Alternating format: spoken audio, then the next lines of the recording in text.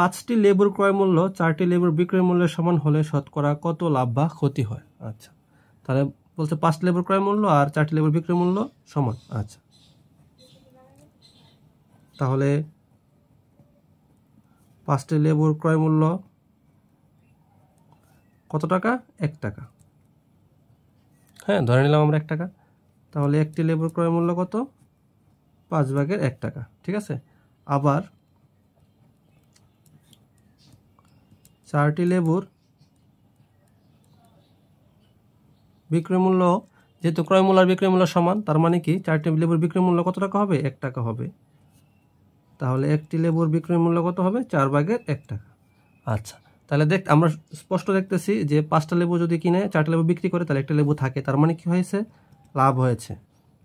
তাহলে লাভ equal to কি? বিক্রয় মূল্য বিয়োগ হচ্ছে ক্রয় মূল্য, এত টাকা। 4 × 5 = 20, 5 4 টাকা। 5 - 4 কত? 1 টাকা। লাভ বা ক্ষতি সবসময় কিসের উপর নির্ভরশীল? ক্রয় মূল্যের উপর। তাহলে সুতরাং 5/1 টাকায় লাভ কত টাকা? 20/1 টাকা। তাহলে 1 টাকায় লাভ, যেহেতু ভগ্নাংশ আছে উল্টে যাবে, 5 যাবে উপরে, এত। তাহলে 100 টাকায় শতকরায় লাভ, শতকরা মানে 100,